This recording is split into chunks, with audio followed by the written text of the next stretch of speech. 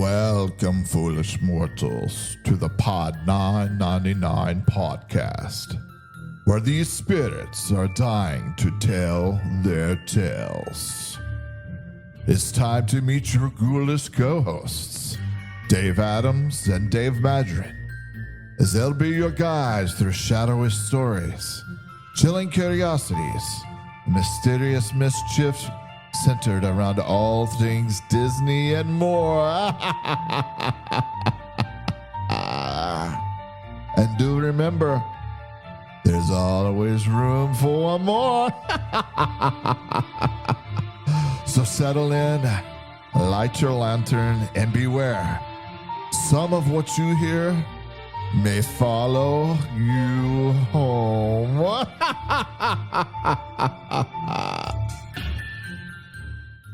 All right, and as you heard that wonderful ghost host say, as always, I am the one, the only Dave Adams, coming to you live and in living color all the way from the top of the state of Alabama in the Pod 999 podcast studios.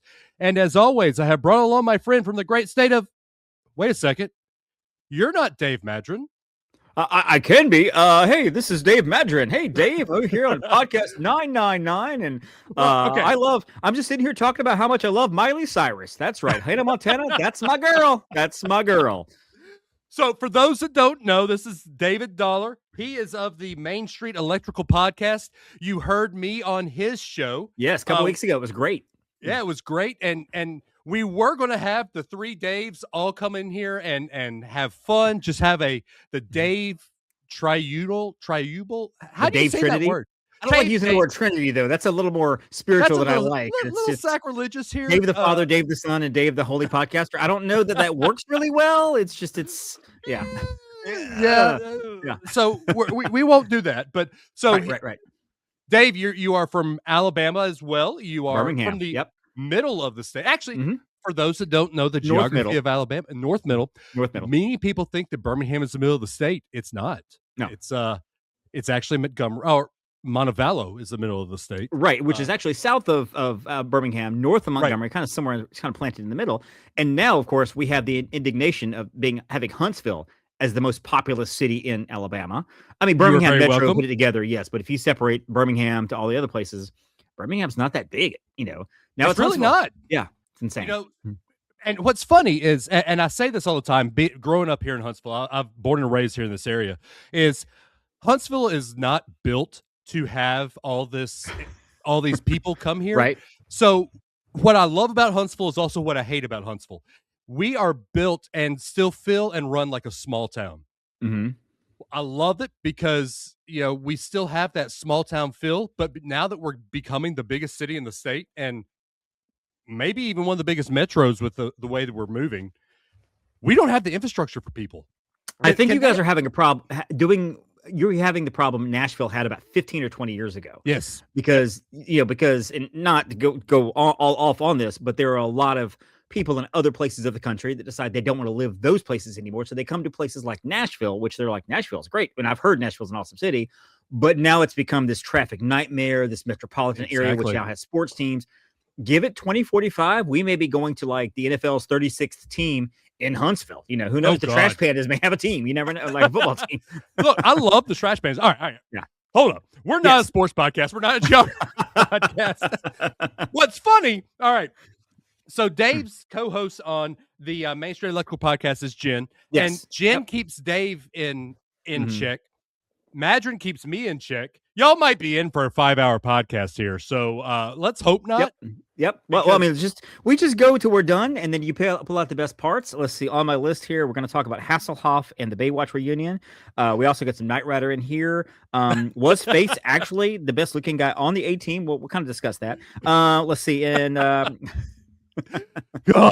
we could talk about how Dave is a Swiftie. Gotta throw David under the bus like that. And I have to correct that. I'm a Swiftie collector. I like her music. I really do. But I collect the variants more than I listen to the CDs themselves. I've got 57 Taylor Swift CDs, different versions of them. If I'm on video, you'll see behind me. I mean, the whole room is terrible here, but I got a CDs collection. There's a whole shelf here of Taylor Swift stuff.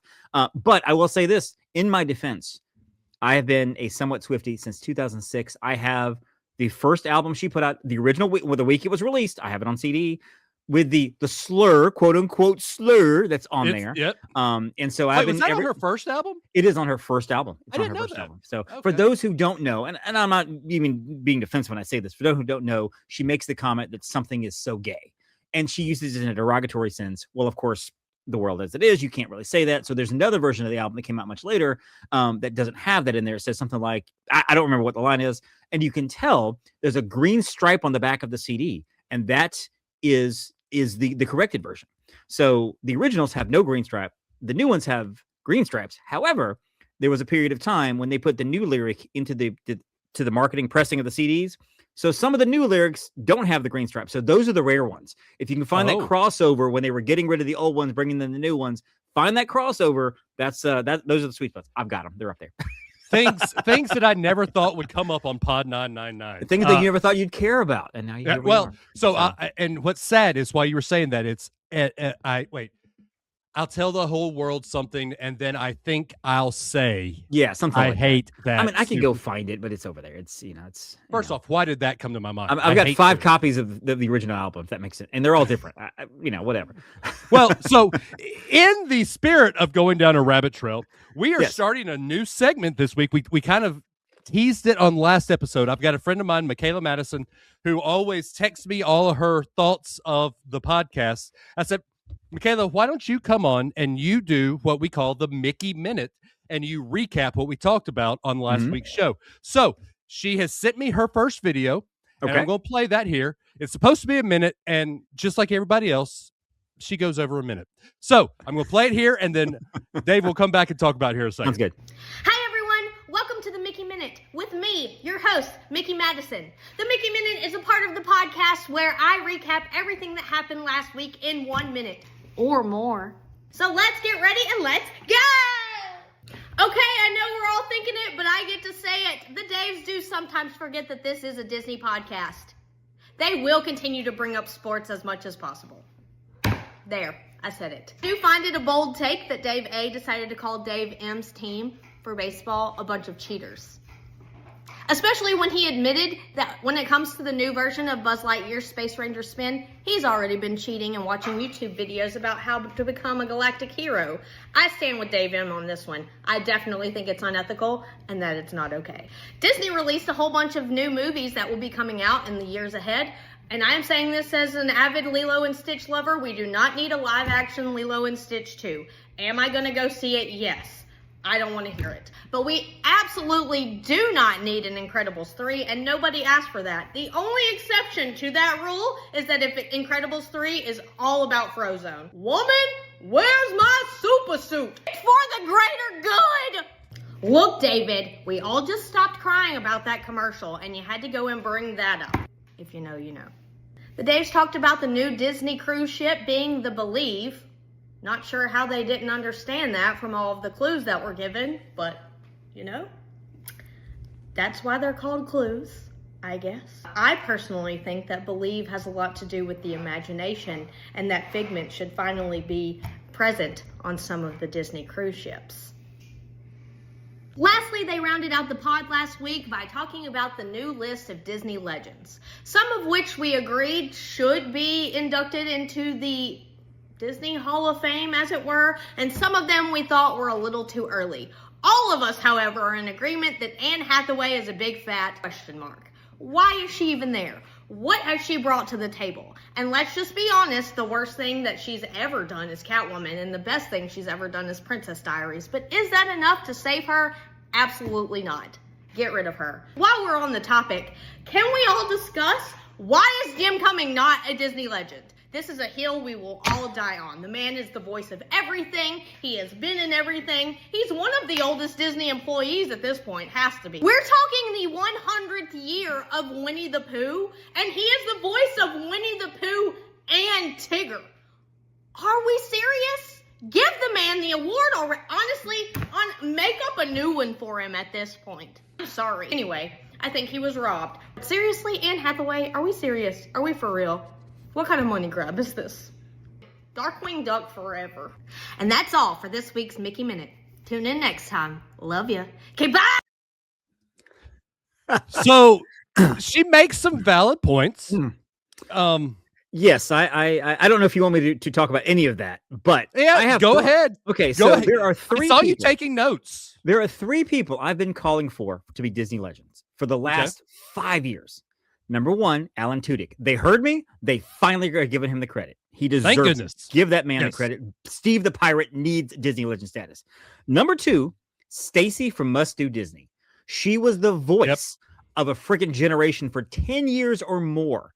She deserves that well more than Anne Hathaway or Anthony Anderson, for my goodness sake, who was on this popular TV show for ABC. Great. So what, right?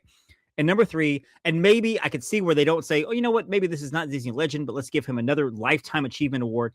Yeehaw Bob at Disney World. Oh, give that down. man his flowers, his whatever he needs. Make him. I don't know why Disney legend can't be a park status as well, but those are three that need it. Anne Hathaway on the fence. It's one of those.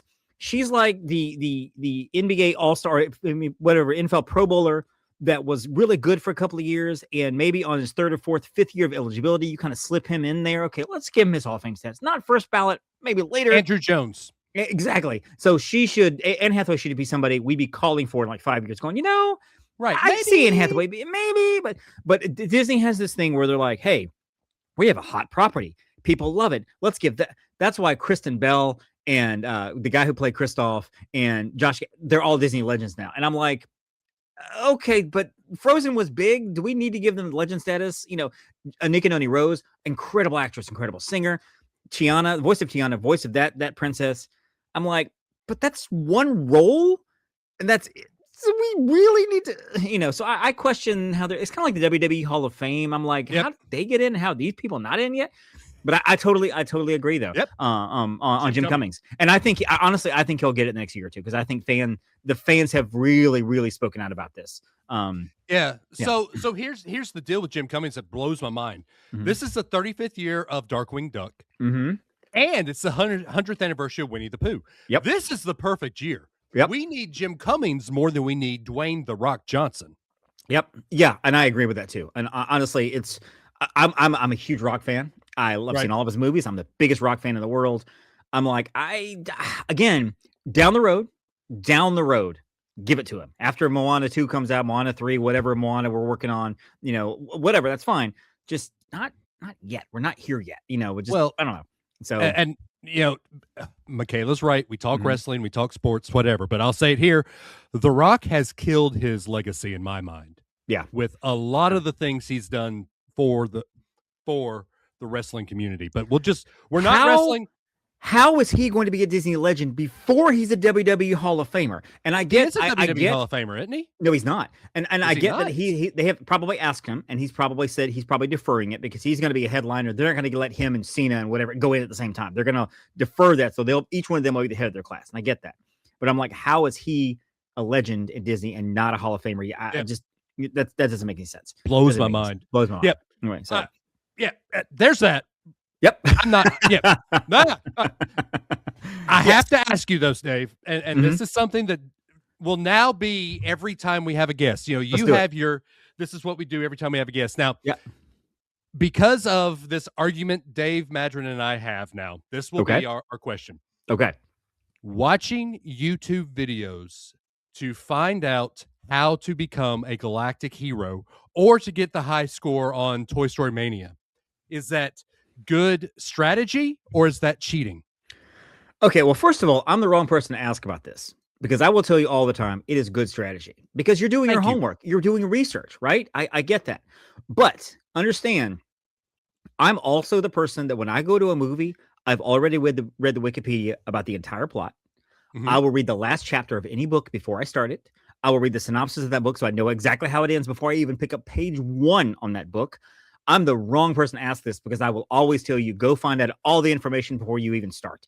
So yeah, that's me. And it's either a spiritual gift or a sickness. The fact that people are offended when they're like, you find out the end of a movie before you watch it. I'm like, yeah, sometimes I'm watching the movie, reading the Wikipedia going, okay, this happened. So yes, find out all the information you can. I wouldn't even know about doing the rings in Toy Story Mania with the guy open up unless I'd done the research. Right. And guess what? I had the highest score I'd ever had last time I went. I was like 260,000. Why? Because I knew to go for the rings. So, yes. Look, see, I like to, and this is just how my brain works, like the movie thing. Mhm. I like to know how it ends, but what's more interesting to me is how it fits in the box, how we Right. get to that point. Right. And so that's more exciting than the ending to me. Mhm. So Yep. it's the same thing. I need to know how to get. They put those Easter eggs there for a purpose. That you don't Right. just magically find them. So why not? And I respect not wanting to do it, and I get that. If he doesn't want to do it, that's absolutely fine. That's how you're made. But you know what? You can't harp on you for wanting to have the facts in front of you. Honestly, this world would be so much better if people had the facts in front of them before they spoke out all of their opinions. Because many times opinions they give are based on the wrong facts. So if you go Agreed. into a situation like Toy Story Mania, having the facts in front of you makes it all the better. You can perform better. You know how to play better. It makes you stronger, gives you more confidence. And when you get more confidence into this world's a better place. Really, Amen. honestly, we're making the world a better place by watching videos about your Toy Story Mania. I'm just saying, this is how it works. I like the way you think. Yeah. And moving on now, we got 3 big Disney Yes. news you Do could it. use things to talk do it. about. Just last night, there is a huge update for the new parade in Magic Kingdom. Mm-hmm. Peter Pan and Wendy Darling are now flying. They can fly now? They can fly now? That was my first thought, was they fly now? The greatest line from one of the worst Star Wars movies. So, well, when you say greatest, as in like most memorable, most fun to make fun of, yes. Right. Yes. Yes. So it Okay. lines up there with Somehow survived Palpatine somehow. returned. somehow Palpatine returned. Yes. Anyway. Yeah. So they've been promising this since Starlight came out a year and a half ago now. Right. And they do this in Tokyo. Watching these videos, it's beautiful. Yeah. It's a beautiful parade. I love it's it. so much. I love yeah, it. Have you seen Paint the Night? Have you seen Paint the Night? Okay. I've seen videos of it. I haven't seen it in so I person. will tell you, Paint the Night's my favorite Disney parade of all time. This is a smidge under that. And I hear people, they're like, well, it's this and where it's that. I'm like, I don't know how anybody can complain about this parade. Maybe you don't like parades. Maybe you're comparing to other things. Maybe you like Electrical Light Parade better, or Spectrum Magic, which I love Spectrum Magic. I get that. But I don't know how anybody cannot like this parade. Number one, it's a parade after years of not having anything like this. Right. It's there.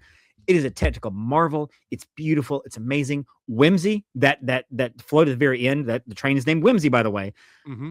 It's fantastic. It gives you everything you need to know. And it's gorgeous. And it's beautiful in pictures too, by the way. Oh, it's it really is. amazing. It shows up wonderful. And it's like, yeah, I don't know how anybody can dislike this parade, or at least speak out negatively. If you don't like parades, that's fine. You're like, you know what? I'd rather be riding rides than watching parade. Absolutely. Do your thing. That's great. Just know the facts and where to look for things, right? But still. Right, exactly. It all ties back. That's called circling back. But I love this parade, and having them fly, I didn't know they were going to do that. I had no idea that was coming. And so when I saw the video, I was like, I really thought, they fly now? And I even posted it. I was like, this is just, and it's a simple thing. Oh, this is a harness, and they're doing a circle a couple times. But just that little bit of magic makes everything so it's like you have a big bowl, like a huge bowl of vanilla ice cream with the hard shell stuff on top, whatever. And all they're doing is putting peanut butter M&Ms on it now. And you're like, this was already delicious. And now it's even more deliciouser. I didn't even know it could be more deliciouser. And here it is. It's great. I didn't even know deliciouser was a word. It is now. My wife gets mad at me because I make up words all the time. My favorite made up word is equivalate, because it sounds like a real word.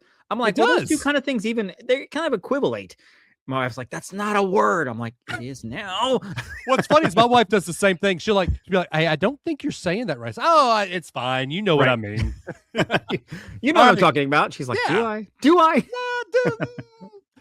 Yeah. We made a mistake with that Madron here. This is going to be fun. Have fun, Michaela.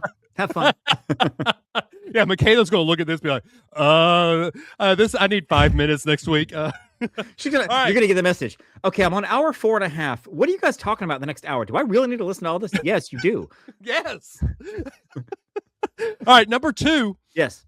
Big Thunder Mountain reopens. And by the way, Disney is hitting it out of the park with their announcements. Mm-hmm. Did you see the video with the guy going on a Buzz Lightyear Space Ranger spin, and people are just saying, give me Big Thunder Mountain. He's shooting it. Right. It's incredible the way they did it. And not only are we getting Big Thunder Mountain, they lowered the height requirement to 38 inches inch. now. Yeah, it was like 40, I think, wasn't it? It was. Yeah. And honestly, I don't think it needed to be 40. Which I think that means I think they're going to update the safety restrictions, like the lap bars or whatever. It's going to be safer for parents who are curious about it. It's going to be safer. New elements. It's just been refurbished. Now, we talked about this on our podcast a couple of days ago. Naturally, and I don't think this is really happening, but I always make the joke that Josh and the team are listening to our show and they know when we're recording, so they can make the announcements right after the show. Literally, as soon as we hit stop on the record, and we were like, Jen, that was a good show, blah, blah, blah. The announcement, oh, look, Big Thunder opens on May 3rd. Awesome. Fantastic. Breaking news for Disney. Because we talked about when it was going to open or whatever. And I think it's awesome. And maybe you think this, I don't know if you share this opinion or not, but I think that they probably could have done this in like 4 months. But I think they closed it down knowing they have to do villains work. And they probably were like, you know what? We're going to do everything we can do for the villains part of this area with Big Thunder involved, to keep it shut down for a year. So that way we don't have to shut it down anymore when we're doing the villain stuff. I agree. Maybe for a day or two, maybe to lay some track or whatever, but we're going to make sure that we don't have to shut this thing down, because otherwise they'd have to shut it down for like 3 months here, 2 months there, and that way they're like, you know what? We got a year. Let's just kill it. We do the whole thing. Lay new tracks. I mean, new elements. The geysers working again, new steam elements. I'm excited. I really am excited about this. I'm very excited about it. So there's another park news, and this just came out half a day ago, I think. Disney, when you say Disney, Josh, is reportedly reevaluating its majority stake in Avatar at Disneyland, California. I've heard that. And he is possibly going to change that to Zootopia. So I have a take, and we're not even in the hot take part of the show. Here's my take. I think so. Josh was so good at getting up there on the stage and saying, this is the greatest thing ever.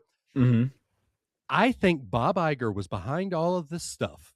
And if you've heard any of my takes on here, I am mellow on Bob Iger. I'm not cold. I'm not hot. I love Bob Iger 1. Very meh on Bob Iger 2. Right. I think Bob Iger 2 was as close to a tyrant or authoritarian as you can get. And Josh was just towing the company line talking about Avatar. Now he's seeing that people don't really care about Avatar. No, they don't. And we really don't. love the Disney-only IP, and we're putting Disney. I think, and I've said it before, I'll say it again, Josh is the perfect mixture of Eisner and Frank Wells, and we're getting it now, and we're seeing it, what he's doing. If anybody questions your take on that, here's the thing. You can ask this one thing. If you go see Flight of Passage, here's the question. Do you need to see Avatar at all to enjoy Flight of Passage? You don't. Nope. You don't. And saying that right there means you don't have to understand anything about the lore or the characters or even the world to enjoy the ride. That means this movie is so unimportant that you don't have to understand it to enjoy it. It's like if you go on something like, Peter Pan's Flight, it's probably a good idea for you to know who Peter Pan is and kind of guess the story, if you've never seen the movie, right? And so you're like, you know what? It's good to be familiar. No, not a single person I know, and I know a lot of movie people, can name more than 2 or 3 characters in any of Avatar. And I'm not sure that I could, honestly. I keep thinking Nefertiti, but that's actually the name of like an Egyptian or like a mummy. Walk like an Egyptian, right? Exactly. Something like that. So like, it's Jake Sully. That's all I got. That's all I got. And Avatar is... It's these movies that they're beautifully shot. They're incredibly done. Oh, yeah, breathtaking. There are 3 movies, which means I've seen 3 Avatar movies, 1 time each. That's it. That's all. I cared nothing about Avatar. And I'm also kind of angry with the idea of Avatar because it's stolen James Cameron from us for like 25 years. How much more could he have done with movie stuff if he hadn't been working on Avatar for so long? The man they gave us Terminator and True Lies and The Abyss and Titanic, all these incredible movies. All he's doing is blue people. And I'm like, he's like 114 now. He doesn't have much left in the tank. And so he's actually said he wants to do 4 and 5, which I have a theory that 4 and 5, I think the law of diminishing returns. I think by the time we get to 5, it might be straight to streaming. It honestly might be a straight to streaming movie, because I don't want to say nobody cares because they're making money, but nobody cares. They go for the visuals anymore. Whatever. Nobody cares. And I agree with this. And although I do have a hot take about Zootopia, so I can get to that whenever you want, but I have a hot take on that. Go ahead. I think Zootopia, great movies. I think, okay, so let me break this down. I'll try to explain what I mean by this. I think Zootopia is a little forced on all of us. I think they're making a lot out of Zootopia, out of a movie, which it's a lot to it. I love Zootopia. I have also seen these movies once or twice. These are movies that everybody knows Nick and everybody knows Judy Hopps, and they're great characters. They're movies that beyond those two characters, most people can't name the other characters in the movie. You say Beauty and the Beast, you're like, I got Gaston, and I got LeFou, and I got Cogsworth, and I got Lemire, and you're running down the list. You go Mermaid, you go Lion King, you're running down the list of all the characters. Even Frozen, you can go 6 deep with the characters before you start going, okay, and what was that guy's name? Right. Zootopia, Moana, you can do the same thing. Zootopia, people don't know anything beyond the two, and it's a great movie, but it's like, I don't think it's hit the zeitgeist that other movies have, like Moana or Enchanted. And I think Disney's like, we have an animal property, we can sell a lot of merch, we're gonna push this on you and you're gonna love it. And it's, people love it, but I'm like, I don't think the fervor for Zootopia is out there had Disney not been pushing it as hard as they have. I agree with that. So it's back to wrestling. It's the Roman Reigns issue, right? And but that's the reason you and I can name the Zebros. Correct. It's because exactly. But here's the thing: Roman Reigns hit the zeitgeist because he had cancer, and I would never wish that on anybody. But for him, and for his purposes only, that was one of the best things that could ever happen to it, because suddenly people love him, and now he's a top star, and people like OTC, whatever, original tribal chief, all that good stuff. Not that I know anything about that, Michaela. I'm just kidding, right? But like, you're right. And so for Zootopia, I mean, I think it's a great movie, and I keep going back to that. But I would be fine if they said, if they want to do Frozen out there, I'd be fine with that. If they want to do an Enchanted or something like that for that area, I'd be fine with that. Or split it up and do an Enchanted and a whatever. I mean, Zootopia is fine. It's just it's going to be one of those like, okay, we go see it once, and okay, we're happy, and we leave. I don't think it's going to be unless the ride is outstanding or something. It's something that I feel like Disney's like, we have an animal property here that people love. We want people to love it. Take it. You must take it. And we're like, can I just have more Enchanted, please? Can I have more Incredibles 3, please? Shut up, Michaela. Incredibles 3 would be awesome. So. All right. Apparently, they will return in Avengers Doomsday. That's all I can say. Yes, they will. Our last Disney news you could use is a huge announcement coming from D23. Mm-hmm. And this is something that I think will sell out immediately. Tickets actually went on sale an hour ago, 36 minutes ago, as of right now. So, right. And which means they're already sold out 35 minutes ago. So you can now ride Walt's plane with Bob Gurr. Tickets for VIP gold members are $159. Panel only gold member is $62. So $1,000? No, dollars. Because they could pay that, and they could charge it, and people would pay it. Like, right, literally. Exactly. I would pay that so fast. I would buy that so fast. Here we go. VIP tickets includes a discussion on Walt's plane with the Disney Archives and Bob Gurr, plus hear from the Palm Springs Air Museum staff, a limited release pin, great, of Mickey 1. Dude. Event exclusive credentials, opportunity to snap photos outside of Walt's plane. Dude, come on. $159? That's like doing a lightning lane for Magic Kingdom on Christmas Day for $15. I mean, really, that's what that is. That's what that is. That's insane. This is probably something that if I was in Palm Springs, it'd be no question. That would almost be worth going to D23 just for that. Like, honestly, I'm not. By the time this episode is over, it's going to be sold out. I'm not even going to look at that. I mean, it's but it's not just D23. It's May 20. It's May 2nd. Oh, okay, okay, gotcha. Okay, it's an exclusive for D23. Oh, wow. Wow, how awesome is this idea? I need to talk to Jen and be like, hey, you want to send me out there just in case for like to kind of report for you? And I mean, this is something. Yeah, it's insane. Why is this not done more? I mean, we need to put salt around Bob Gurr. If you know, you know. Right. Yeah. Supernatural. Yeah. Bob Gurr is the last remaining link to Walt Disney. Him and Dick Van Dyke. We must protect these men. Yes. Protect them at all costs. Yes. How they have outlived Hulk Hogan, how Ric Flair, I'll never know.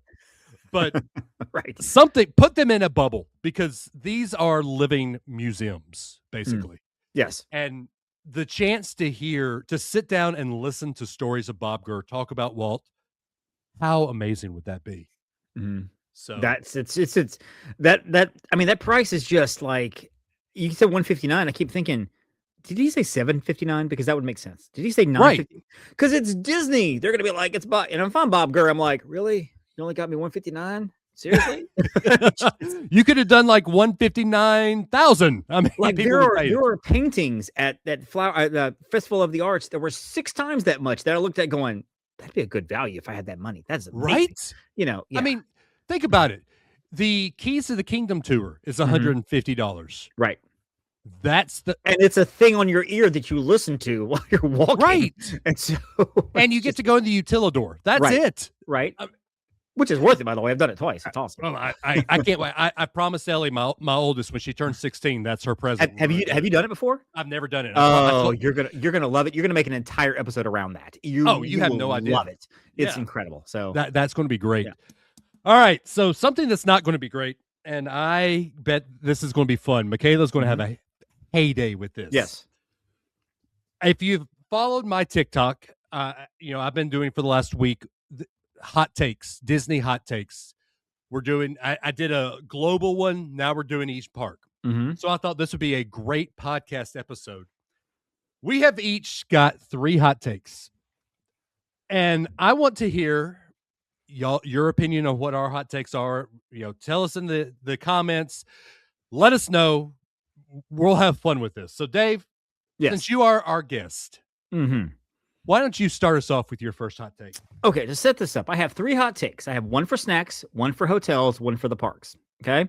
Now, Okay. I don't want to be negative. I don't be like, this is just whatever terrible. So I have a positive hot take to come after it, each one. So I want to set that up. I also have an honorable mention, so we can get to that later if we have time. If we're on hour 6 and we're like, you know what, let's wrap it up.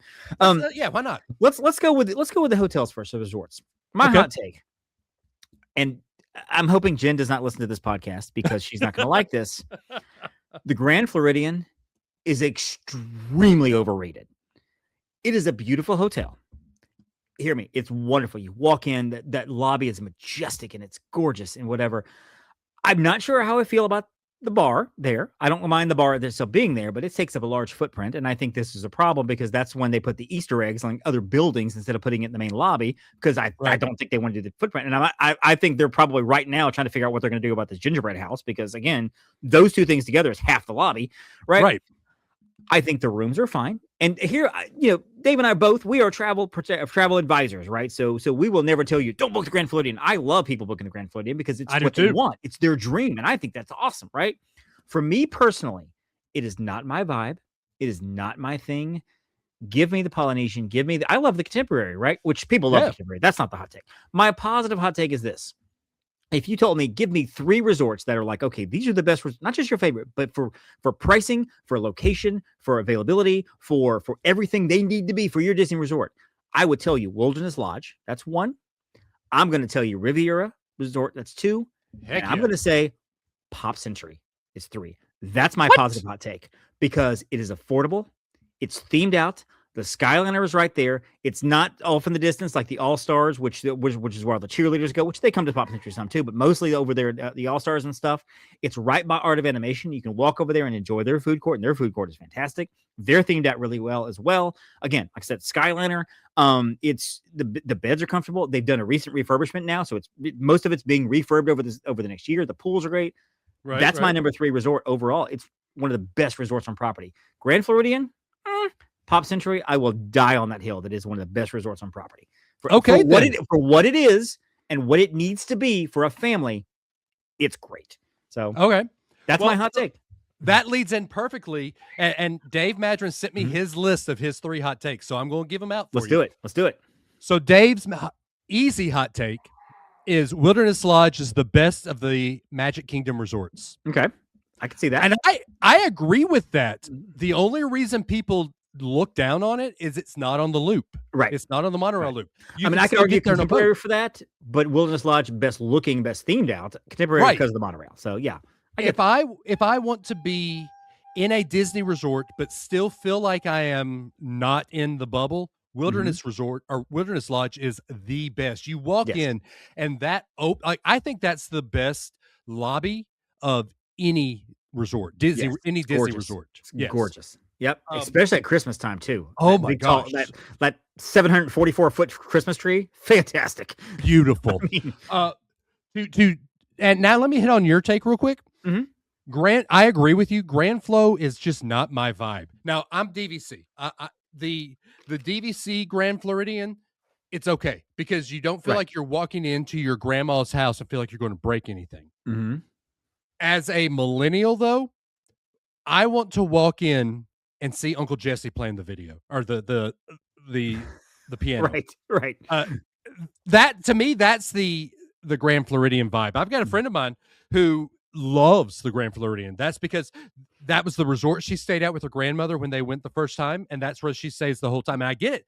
It's because of the nostalgia factor there. But I feel like I'm coming in hot and sweaty. I've got rowdy kids, and I feel like I have to be like, all right, don't touch anything. Don't touch anything. Because it's that Victorian vibe. And if it's pouring down rain, you left the Magic Kingdom, the monsoon is coming, you're now on the monorail. You're like, oh, we missed the monsoon, the kids stroller, everything is good. You get to the Grand Floridian and you're like, wait, we're in building 4.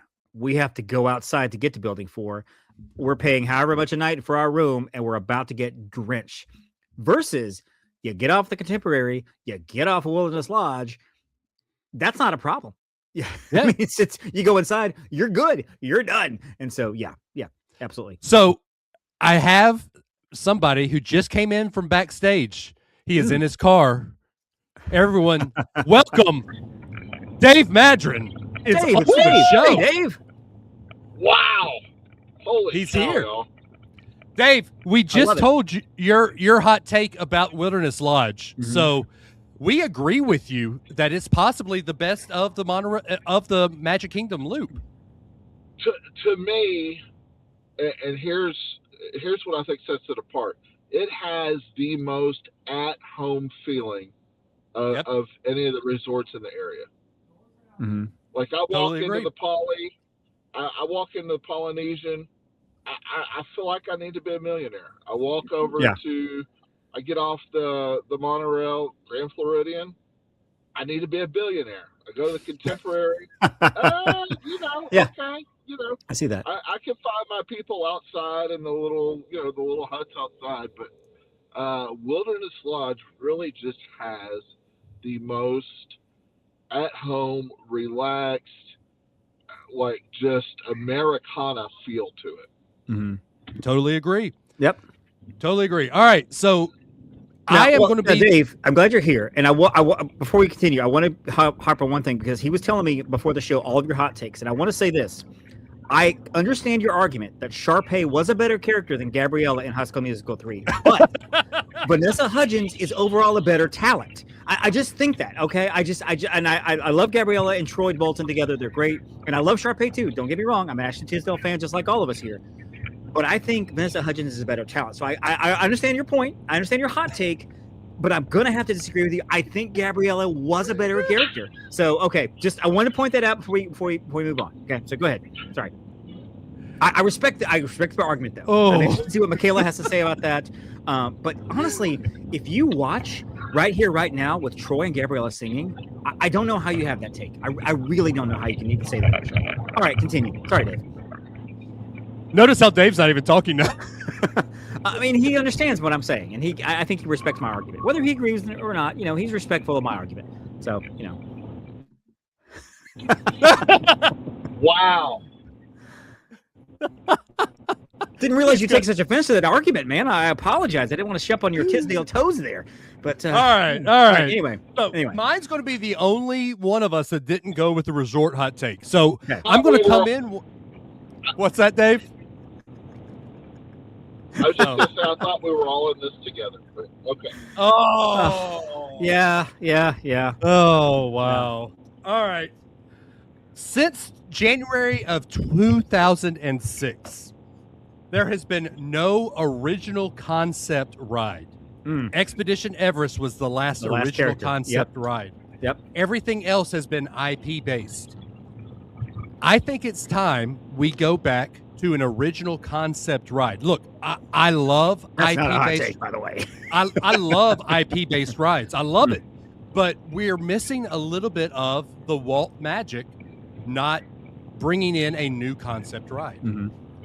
I agree with that completely.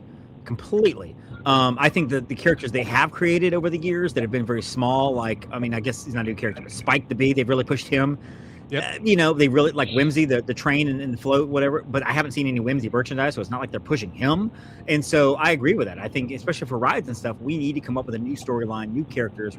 I mean, they're all about making money. Let's find some stuff that people are going to, because they know Disney fans, and Disney fans are going to flock to characters, and they're going to go to certain characters and become obsessed with that character.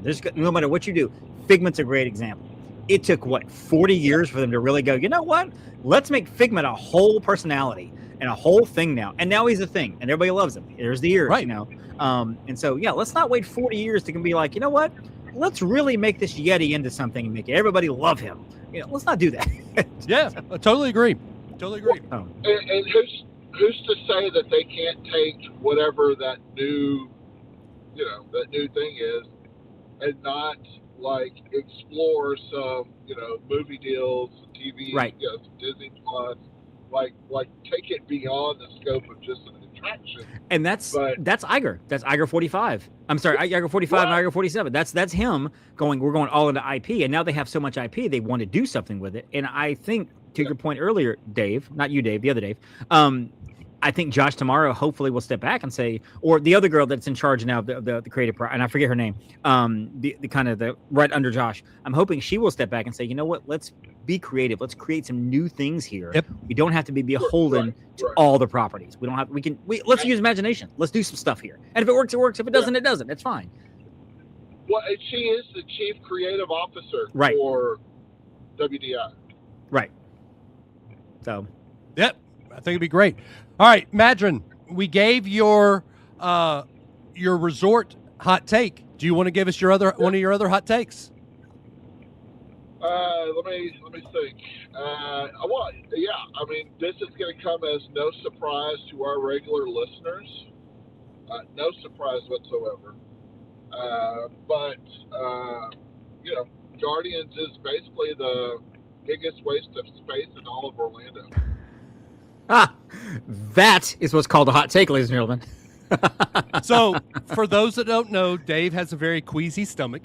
If go back and watch my ride through of Guardians, Dave how long did you have to sit down after we did Guardians, Dave? 10 minutes? I was out a solid 30.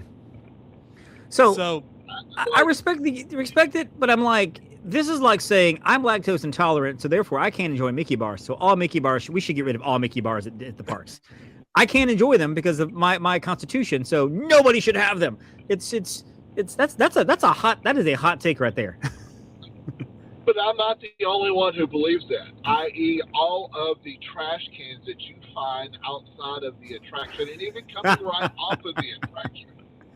So I'm not the only one with that take. Matter of fact, I honestly believe it's a quite popular take, but there are people who are so afraid of hurting someone's feelings and just speaking the truth for what it is, don't want to infringe on what someone else might think. They want to be liked by people. They want people to care for them and, all of these things. No.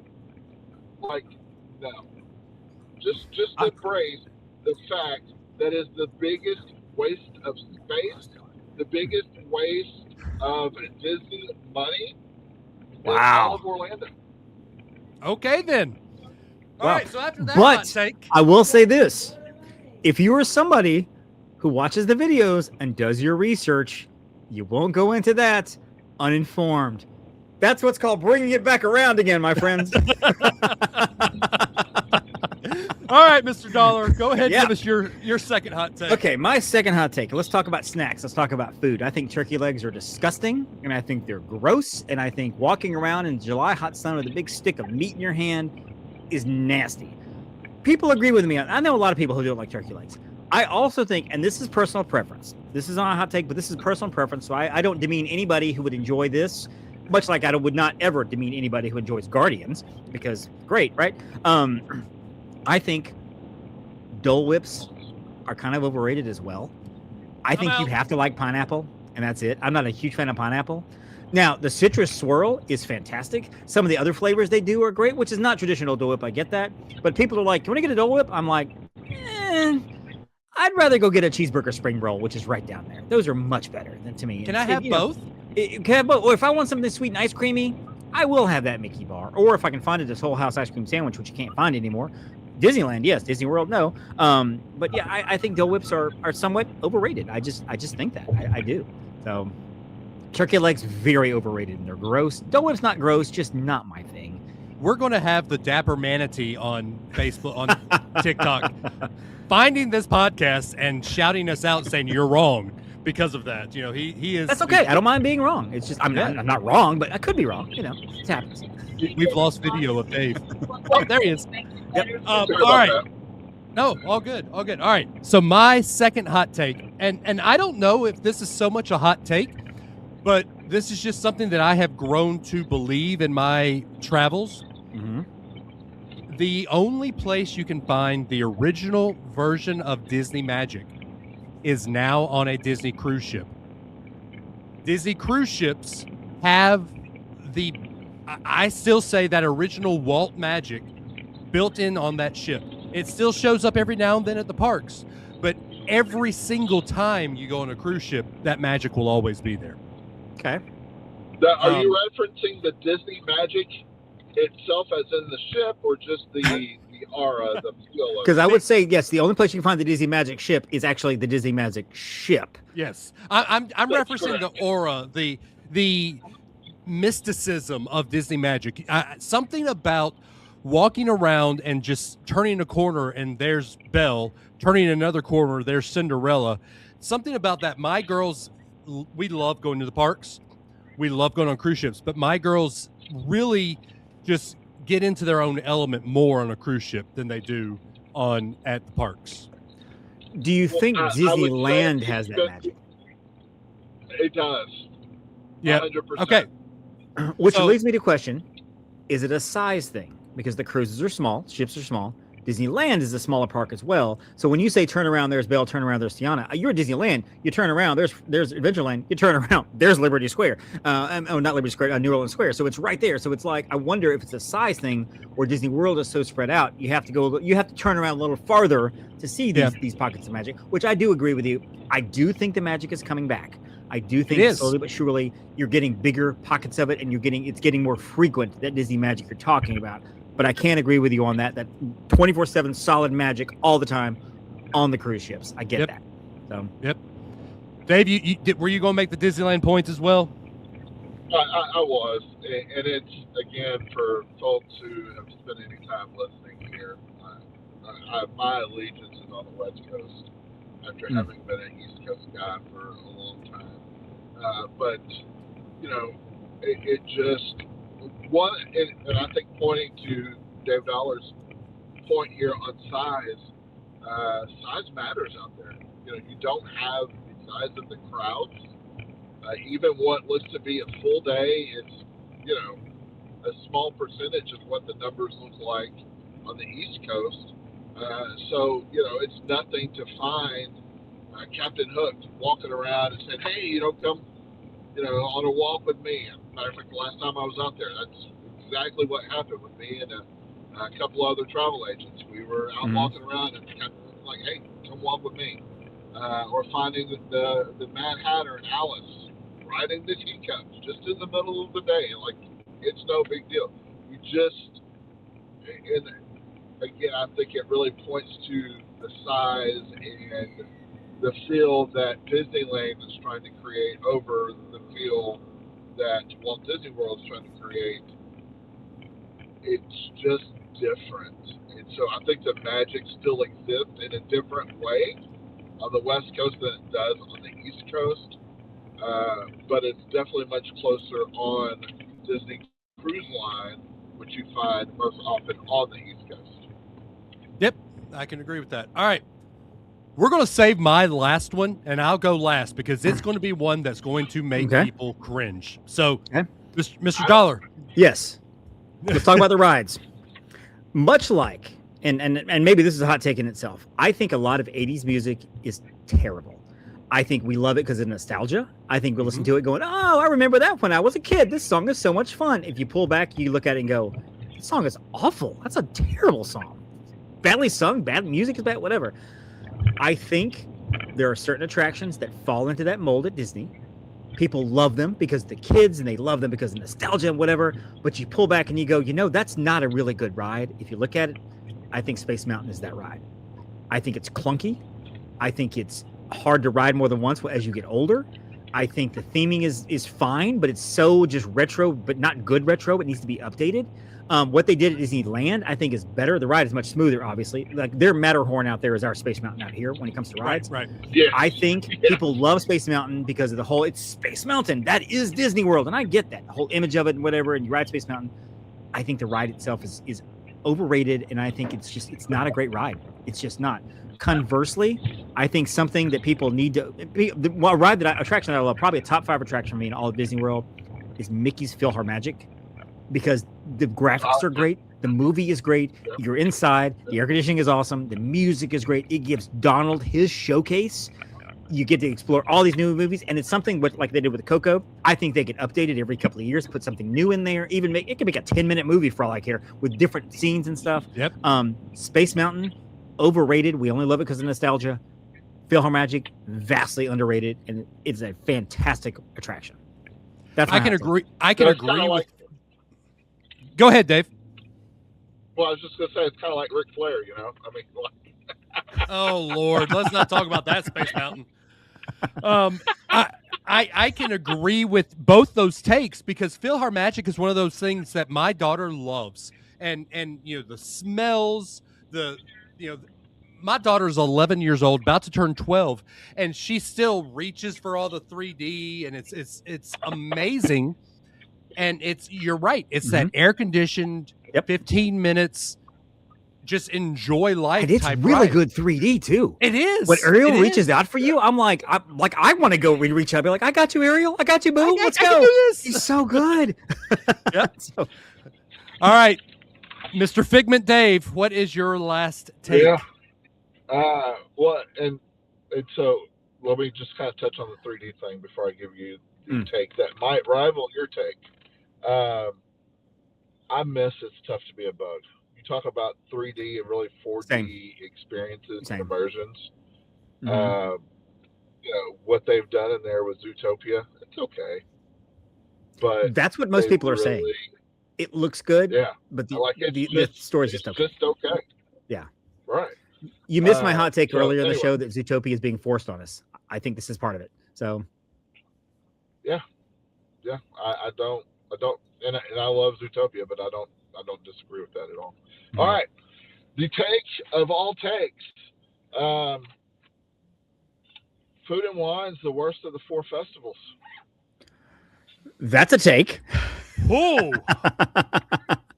Okay. So you're not saying least favorite. You're saying worst.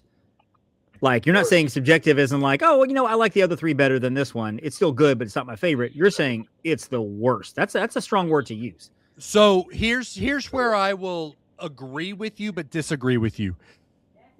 Food and Wine is a shell of what it used to be. Okay. Food and Wine is, in its concept, the best. But what it has become, I can't say worse because Festival of the Holiday is sitting right there. But what it has become is not the original take. Uh-oh, he's getting close to the camera. Wow. Festival of the I think Festival of the Holiday is the worst. Objectively, subjectively, Festival of the Holiday is the worst. But I can't say that Food and Wine is the worst. What makes you think that, Dave? Well, so you touched on a good point. Conceptually, it's not what it once was. And we've seen that from Disney over the years, how they have quote unquote evolved. They take this great idea, and it is all about the monetization. Like it's not about what can we do to like really just enjoy cultures. It's let me shove all of this stuff down your throats, and it's way too crowded, which probably speaks to its popularity. I get it.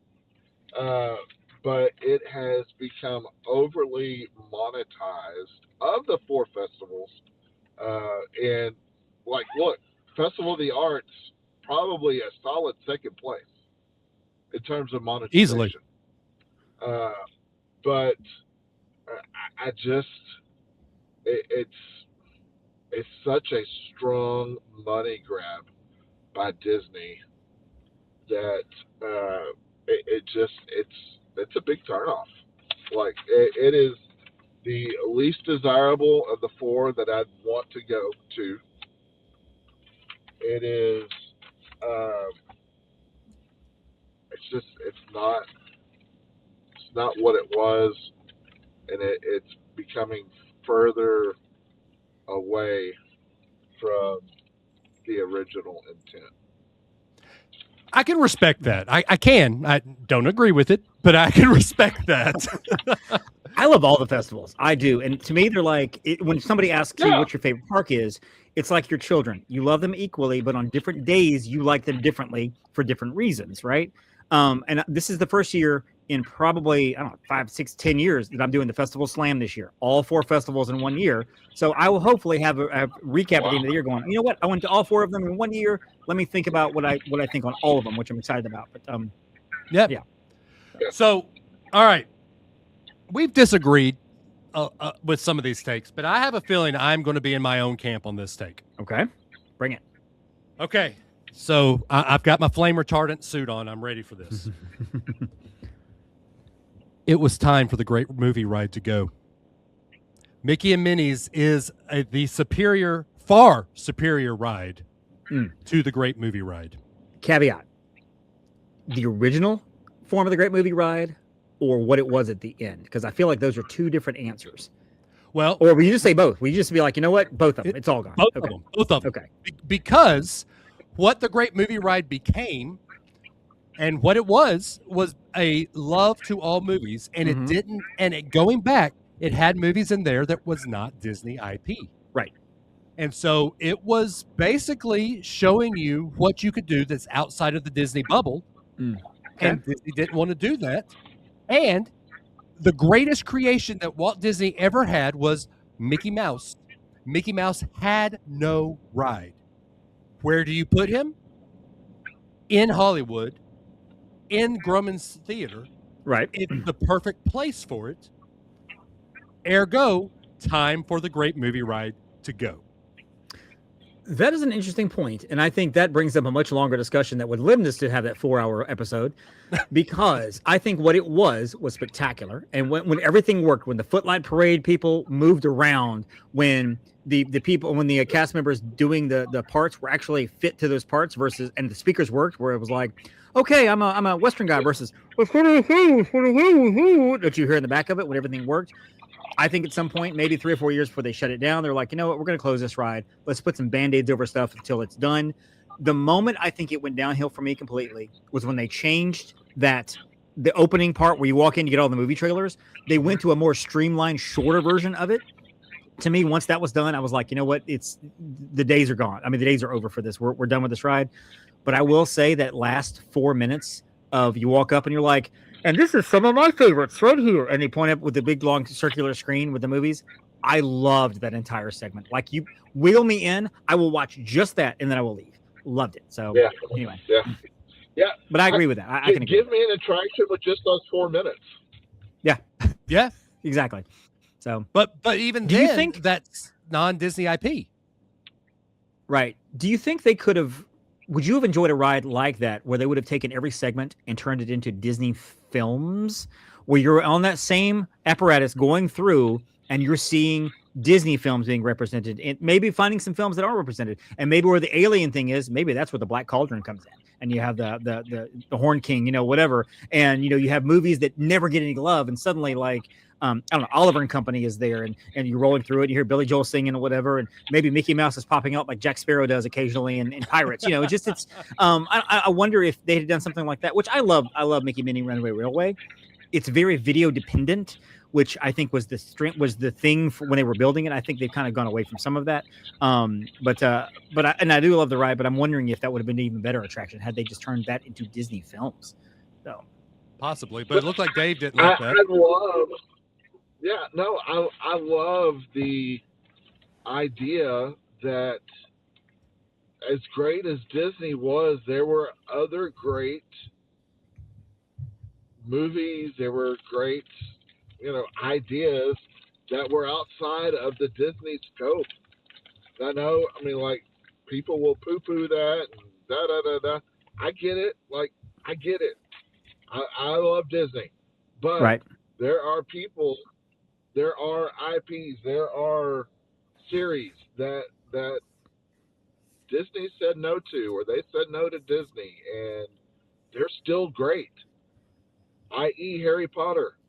Right. Yeah. Oh, what could have been. So, Oh, man. yeah. No, there's a whole episode. Like, what could have, like, but Yeah. Oh, I can talk about that all day. Keep the Audrey Hepburns in there. Give me the John Waynes. Give me the Dorothy from Wizard of Oz. Like, give me those things that were a part of my upbringing and the upbringing of the generation before. And like, our generations now have plenty to wrap their minds around because they have Disney Plus. They have a set of Imagineers and leadership that are all about, okay, how can we take what we have today and put it in the parks? But don't rip us of what was great back then. I think in this day and age, I think even if they fixed the attraction up, I think it would have been an attraction out of place in today's Hollywood studios, because Hollywood studios originally, MGM, all about the movies, which is why it worked perfectly. For sure. Now, with this new generation of fans coming through, they don't want you looking at these movies going, oh, I want to go watch that old movie. Suddenly you hop onto HBO Max or Stars or something, and now you're on a completely different service, and you're not on Disney Plus. So I completely understand. Right. I get that. So, So the whole synergy part of it needed to go. Yeah, I get it. It's a good take. Yep. I mean, like I said, it's one that will have people talking. It's probably going to be, everybody's going, oh, Dave's just rage baiting us here. Right. No, that's actually something that I believe that it was time to go. I do have an honorable mention. Before you in the show, I'm going to throw it out there real quick. Then I'm done. Okay. Honorable mention. Now, I'm somebody who saw Newsies for the first time 5 years ago. Loved it. I'm somebody who loves the movie, the theatrical representation of Alexander and the Very Good, Very Bad, Very Horrible, No Good, Very Bad Day, whatever it is. Love that movie. So I'm not looking at older movies going, I saw it at the wrong time. My hot take, Hocus Pocus is absolute trash. That movie is terrible. The acting is terrible. The story is terrible. All of it is absolute trash. And I'm so glad it only pops up once a year at Halloween, because I could not handle it otherwise. That's my hot take. That movie, can I say sucks? That movie sucks. It's awful. It really is. And I saw this at the same time I saw Newsies. I thought Newsies was spectacular. Fantastic movie. Hocus Pocus, absolute garbage. I am somebody who has seen close to 5,000 movies in my life. So I will tell you that I've got the pedigree behind me. I've got the takes, right? Hocus Pocus, trash. Okay, now we're done. We can end the show. To quote the old Al Borland, that was David Dollar.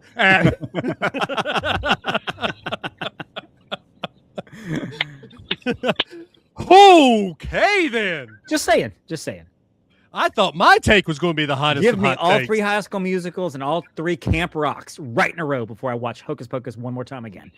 Just say it. Hey, then. All right. Wow. I think on that note, Dave. Yeah. Yes, for a hot take. I wanted to give you hot takes. I'm surprised that was the hottest of the takes. My goodness. That was the hottest of hot takes. All right. So, honorary mention. Mr. Dollar. Yes. Where can people find you to let them know your opinion? Well, find me at Upon a Start Gin. And 2 places on Instagram. Find me at The Magic on $1. We've got it right here on the video screen. And also you can find our podcast at the MSE Podcast. The Main Street Electrical Podcast comes out every Thursday. Myself and my good friend Jen, we talk about Disney and travel and all that fun stuff. And this past week we branched out. We talked about Alani. We talked about the Dominican. And even dove into some of that and some other things. And of course, again, if you want to know when they're going to break news, find out when we're recording our episodes, because they always break the news right after we're done or during the show when I can't check it. Just saying, which is probably going to happen here in about 5 minutes. You're going to find out, oh, look, they just had a release date for when Villains is going to come out. And now we have an actual opening date for Tropical Americas. Awesome. So that's what happens. Well, that's, yep. And So we will have to have an episode where it is the Main Street Electrical Podcast versus Pod 999 in Disney trivia. Let's do it. Maybe we get John Rogers to be the Alex Trebek of. Although here's the thing with Jen, though, she will tell you all the park trivia. She's got it. When if it comes to movie trivia, she's gonna have a hard time. You throw in you want to trip her up, throw in Star Wars, something like that. She's gonna be like, I don't know what you're talking about. So that's where I come in. So we'll do the first round on our show and the second round on your show, something like that. Sounds like a plan. Another crossover. Or have John get his own team. We'll do a bracket. Right? Why not? Why not? We do need to bring back Travel Tips Tuesday. We got to figure out some way to do it. Let's do it. All right, Madron, how can they find book travel with us, do anything with us? Where can they find Dave Maddron or Dave Adams? Yeah, at Travel Mission Dave is where you can find me across most social channels. TikTok, Instagram.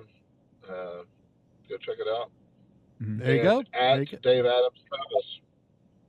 All the places.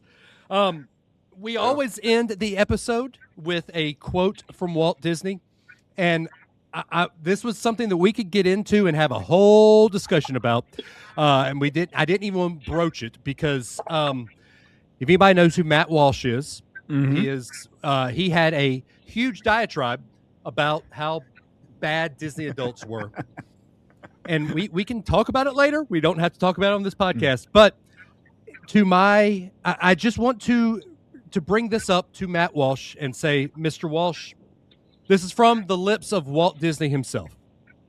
You're dead if you aim only for kids. Adults are only kids grown up anyways. I'll leave you with that. I will leave you with that. Yeah. Guys, we love y'all. We don't love you near as much as our Lord and Savior, Jesus Christ. And we hope that you know that. We will see you again. Yeah, amen. Yeah, we will see you again in 2 weeks when I'm sure we'll have Villains Land opening. Well, I don't know. We'll talk about that. If they announce Villains Land at the opening date, I imagine you're going to do a special episode like in 5 minutes. So guaranteed. Guaranteed. I can't get him to do that. I cannot get him to commit to those things. I'm like, you and I would do it. Yeah, we need to. Like, frustrating. All right. We'll see you again in 2 weeks. David, thank you for joining us this week. This was great. This was fun. We'll see y'all later. Yeah. Bye, y'all. Our time together is fading fast, but the spirits never rest. If you enjoyed this ghoulish delight, be sure to subscribe, rate, and review. It helps keep the spirit energy alive. Until next time, remember, foolish mortals who listen closely just might hear whispers from beyond, haunting you until you remember to listen to our soothing voices on our next episode. Hurry back, hurry back, and don't forget to subscribe, rate, and review.